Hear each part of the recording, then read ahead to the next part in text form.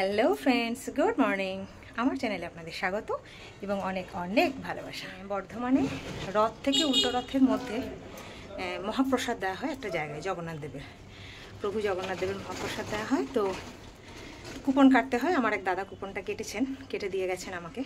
তো আমি আর মেয়ে যাচ্ছি প্রসাদটা আনতে। সৌভাগ্যের ব্যাপার মহাপ্রসাদ পাওয়া। তো ভাবলাম আপনাদের সাথে সেটা শেয়ারও করি, কেমনভাবে প্রসাদ পেলাম, কীরকম সিস্টেম, সবটাই দেখাবো। প্রভু জগন্নাথকেও দেখাবো। তো আপনাদেরকে সাথে যখন সবেতেই নিই, এটা এবার কেন বাদ যায়। চলুন কেমন করে সেটা গ্রহণ করলাম বা কিভাবে কি হলো, সাথে থেকে দেখুন কেমন।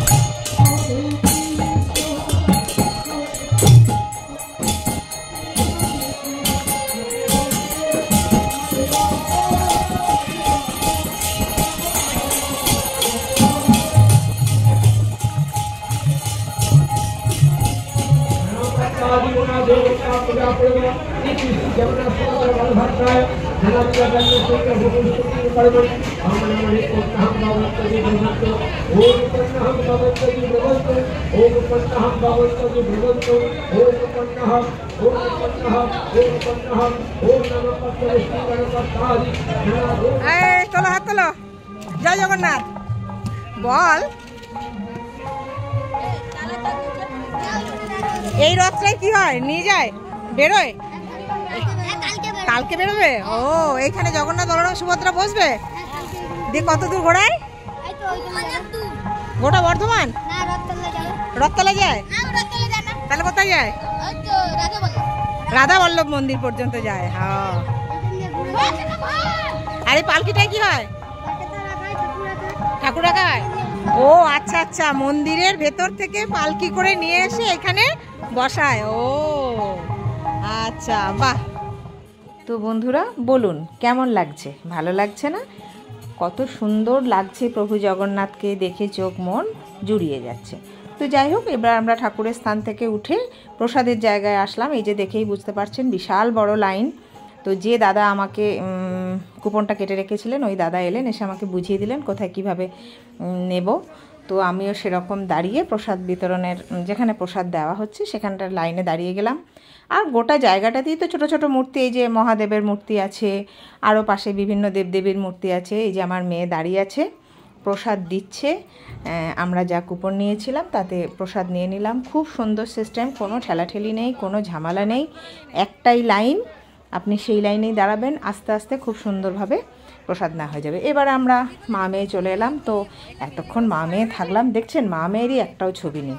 তো বললাম চল মামা একটুখানি আমরা মা মেয়ে একটা ছবি তুলি। তো ওই জগন্নাথ দেবের মন্দিরের সামনেই মা মেয়ে হাতে প্রসাদ নিয়ে একটু ছবি তুলে নিলাম।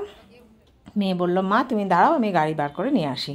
আমি প্রসাদ নিয়ে দাঁড়িয়ে আছি, মেয়ে নিয়ে এলো। আর বেশ মজা, সবসময় আমিই চালাই, মেয়েই চাপে। তো আজকে বেশ ভালো লাগছিল। এখন মেয়েও মাঝে মধ্যে আমাকে চাপাচ্ছে, বেশ মজাই লাগছে। তো এইভাবেই আমরা চলে এলাম বাড়ি। কেমন লাগলো জানাবেন ব্লগটা। আশা করি প্রভু জগন্নাথের দর্শন যারা পেয়েছেন, যারা দেখলেন, তো ভালো লাগবেই, মন তো ভালো হয়ে যাবেই যাবে। বাড়ি চলে এসেছি, প্রসাদ দেখছি, আপনারাও দেখুন কী কী প্রসাদ দিয়েছে।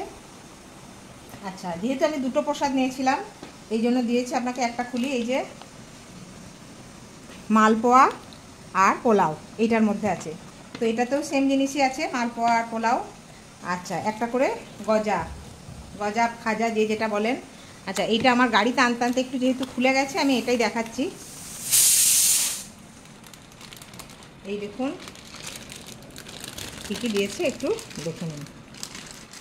রসগোল্লা, পায়েস, কালাকাঁদ, একটা ওই পনির আলুর তরকারি বা ধোকা মনে হচ্ছে, এটা না আলুর দম, এটা পনির, ছোলার ডাল, এখানে একটা ডাল ছিল, লুচি, পটল ভাজা, কাঁকরোল ভাজা, শাক, পোস্ত, এটা আরেকটা কিছু ডাল, এই দিয়েছে প্রসাদে।